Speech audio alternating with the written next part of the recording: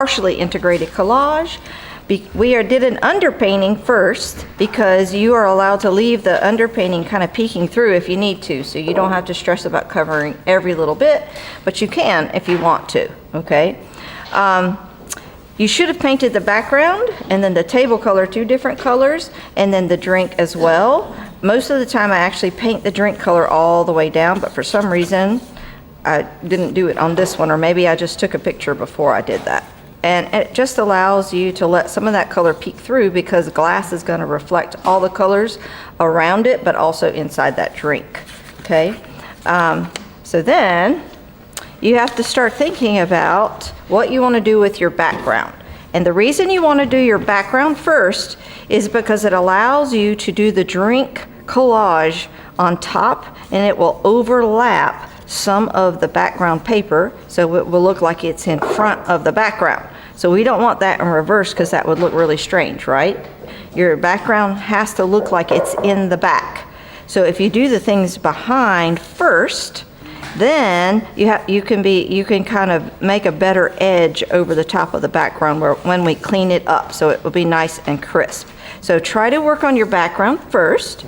How you choose to do the background papers collage is sort of up to you. So this one, I just purposely found black and white patterns, and I purposely cut them in patchwork quilt shapes, you know, like kind of squares and rectangles, so it reminds you of a patchwork quilt type of thing. Okay, so just very simple. Then you're going to work on your ground. So, but you could do like this. I'm going to show you a few from last night where she is this is the one where I told you where the man's knocking the martini over with his elbow. So she found all different types of jeans to put back there, and she kind of put them in randomly like that. And there's her tabletop that she did to contrast that, okay? And she put that on top of there. So this is another way. So you can do the background more organically, like this. And there's the tabletop where she found all different types of wood put down there. Sometimes you can think about the story that you're trying to tell. Like this one doesn't really tell a story. I really more thought design-wise. But like this one, she really wanted to make you think of a big city. And when I said it was a Manhattan, she said, no, it's Chicago. So that's a big city, the Windy City. So this definitely makes you think of nighttime and city lights and things like that, right? But she just kind of glued them in randomly and nice and flat too. And the tabletop is all different colors of dark greens. And then you can see this one's going to have nice, really high contrast between the drink and the background. So you want to keep that in mind, that this is the star of your show, or in art we call that the focal point. So you want to make sure that drink is the star, whether it's coffee or whatever. And okay. Question on yes. Picture. This one? No. No. The original one. Okay. What is the background color? This? Yeah. It's just black and white. Is that what you mean? That's not collage on there yet. Yes. So the background was, black. it was black. Okay, that's what I was trying to see. Yes, sorry. Yes. The background is black. Oh, here it is. Oh, okay. Like that. And then like that. So that right there is the background. See that? So some areas I just left it peek through. I didn't worry too much if the black was peeking through there. Does that make sense? Yeah. This one is one where she did the background by tearing the paper, because she's trying to make the sky, so that kind of helps with that look of clouds. So you don't have to cut the paper, you can tear it. You can tear it in like that. All right?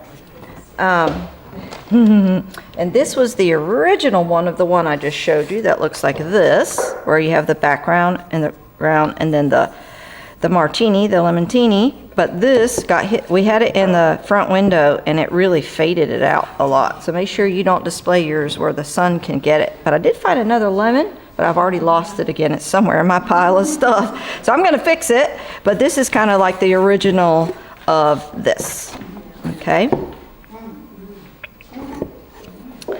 So, today, so also, this is this one, and this one has, as you can tell, a whole lot more storytelling in it. Like with the woman stirring the drink and all the words and the things that you see in it. It's really trying to help tell a story of what this is about. So you can go that direction, or you can just simply do it by design. Okay, a lot of different things you can do. You may not intend to do anything, and as you're looking through your stuff, you may think, oh, I think I'm going to do that instead. Okay, so let your paintings and your collages lead you if you can, because it's amazing how you just will come up with better ideas than the ideas you thought you had can transform and go beyond what you originally thought to become even better. So remember my Tennessee teeny? I just wasn't making it work. I couldn't find what I needed. Tim won't let me cut up his Tennessee magazines. So I said, okay, well, but I did find a whole bunch of beach stuff and things like that. So like people floating around and fish. So I thought, oh, okay, we'll do a sea teeny. And since then I painted everything. So I repainted over my orange and painted it this beautiful Mediterranean blue. And then this was supposed to be a sandy color. And then as I was trying to find stuff for the sky, which originally I wanted it to be this like orange sky, I thought, ooh, it might be nice to have like a sunset feel. So that's supposed to make you feel like a sunrise or a sunset, something like that. And I purposely cut the papers I found into strips to give that, again, that further effect. Yes, I caused myself more work, which I do all the time, but it is effective. Okay, so that's just that. So then, as I've been working on this, I found other things. So now it has transformed from a sea teeny to an oasis martini, because I found like this camels, look, and I found some palm trees that I'm purposely put in there that are really big and things like that. So I'm going to make it like an oasis, like this drink is like in the middle of all this. I just need to find some cactuses. So if you guys find any cactuses in your in your thing, so that it's already transformed yet again from my original idea. So I have went and found piles of papers so to kind of go with my pieces. So I had found some purples and pinks and some oranges up to yellows, and then I had some blues already because I found different things to make it look like watery things for my drink. And then all these yellows are now going to look like sand dune sands. So I'm going to cut these pieces to into sand dune shapes. Can you see that? And glue those down. And so I have piles of stuff that I have separated into piles. So if you don't already have a bag to keep your stuff in, the bags are right over here. And so like in this bag, because it wouldn't all stay together, is all the stuff I'm going to be thinking about to use for my drink. So there's like a lady floating on a inner tube, little shark fins I found, little fishies. So I'm going to be working on that next week, and we're going to talk more about that. But as you're looking through, you also need to be thinking about the reflection of the glass and or ceramic mug, whatever you're choosing to do, of your drink, okay? So as you're looking through stuff, there is a whole container full of shiny things. And next week I'm going to do this right in front of you so you can see how effective that is, but I already did it a little bit at the top. So you see how the color of the drink stops, but then you would be able to see through that glass drink. Well, if you look, the lines that are reflecting have this light that go in vertical streaks, and it kind of a curve to follow the form of the drink. So when I saw these this was a city that has those up and down lines, I purposely put that in there to make it look like you can see through the top of that drink. Does that make sense? Up there. So as you're looking, you may find things that with the curtains make really good things to lay in to get the effect of a drink there. We can also go back later with paint pens, which I'll show you, and add more of this. And we can also cut little strips of paper to add on to the drink to make it look shiny as well. So like this, you see that these two pieces, those are just little strips of shiny paper that I cut out and glued on there to give that reflection. Does that make sense? We just have to give a hint of it that it's glass and or ceramic. because it's going to reflect everywhere. And the drink itself, if you have a clear drink or a shiny drink, it's going to have that background color through it, and it's going to have a lot of reflection of what's in front of it and around it. And it's amazing how shiny things like, if you were doing a wine glass like that, see the reflection? It's reflecting what's in front of it. And you can also see a little bit what's behind it. But if I were making that wine glass, I could find things like this shiny car. Look at that. Do you see how I can make an instant reflection by using pieces of that shiny car? It is amazing how you put it in there and boom, all of a sudden you've got this shiny glass. When I did this with the art teachers at Charlotte Latin School, that was the best part. When we all got to the drink part and we just laid those pieces in, it's amazing how effective that is if you find shiny things. So look at this one. I found this one. So my martini is going to reflect these colors. So you see this right here? I'm going to put that, I'm going to lay that in there like that and try to leave some of the, I have to probably cut it a little skinnier so I can leave some of the, a little bit of blue, but that's just going to lay right in there and look like it's reflecting. So sometimes when you find even these round shiny things, you can use it for the tops of coffee mugs to reflect, to make it look like it has just that little bit of shine. And if you have like an orange drink, you could see how you could use these things. So all of this shiny stuff is very effective if you find it to match your, if anybody's using a gold cup, like if you're doing a, what is it, a Moscow Mule, if I were to do one of those cups like that, I could use that in there. So as you're looking through your magazines and or looking through the buckets of stuff that's color coordinated, be thinking about also finding stuff that's reflective that will help us make your drink look like it's shiny. And also you can also find things that look liquidy, so for water sources, things like that. So if you had a drink that is a bright orange, let's say, you could add some of this on the top because it already has that water effect, right? So it would already automatically make people know that there's a liquidy drink inside there. Everybody got that? Yes. I have a question. If you look at those on your sheet here. Yep. So, I mean, I'm using a brush like kind of like this picture here. There you go. So when you collage the background, do you collage where you would see through the top of the glass? I do.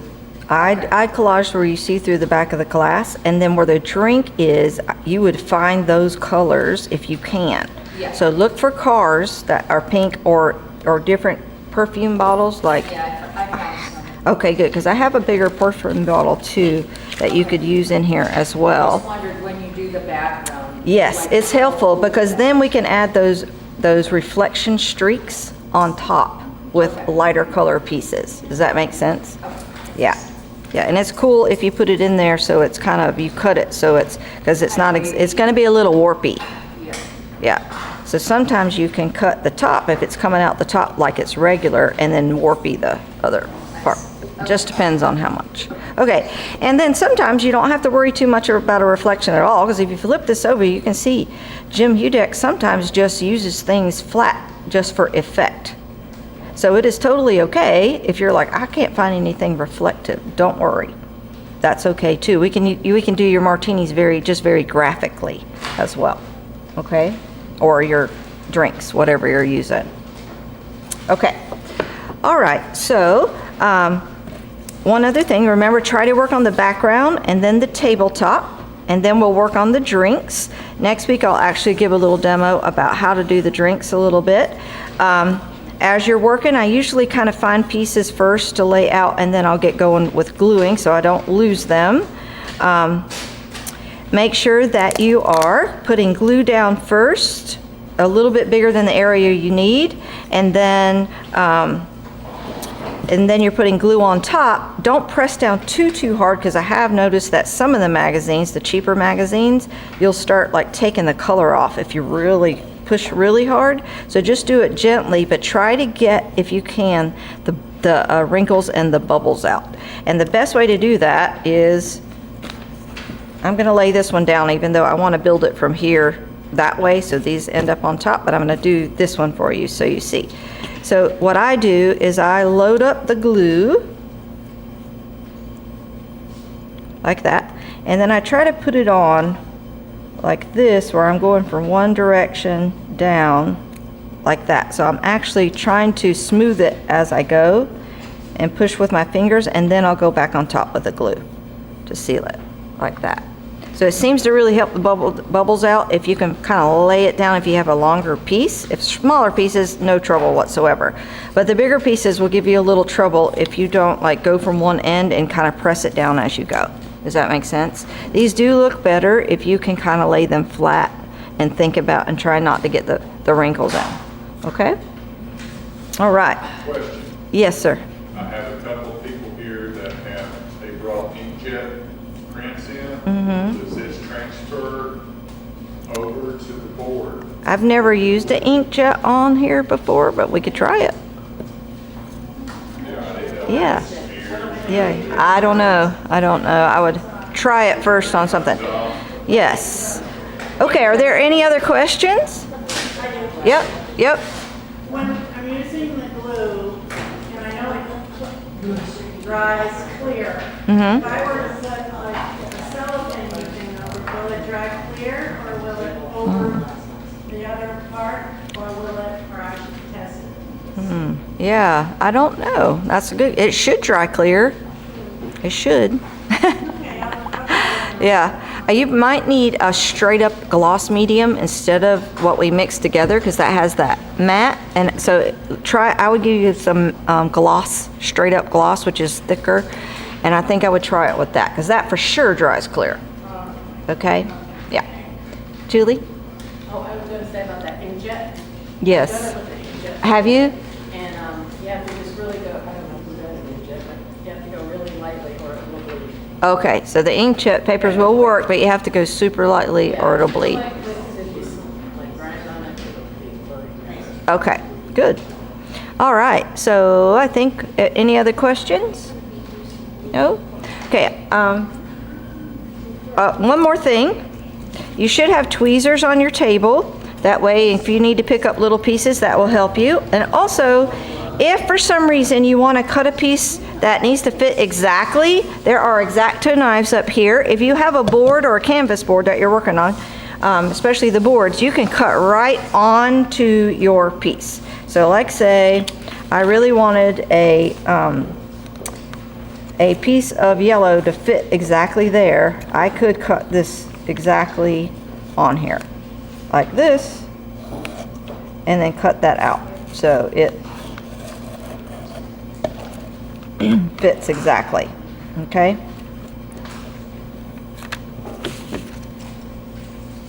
And then I could do this, just like that. So you have the option to use an X-Acto knife, and those are up here. And those are very helpful, especially once we get to the drink part. So those are up here, and the mats are up there in case you want to cut for some reason on a mat first. And I think that's all I need to tell you. Right there?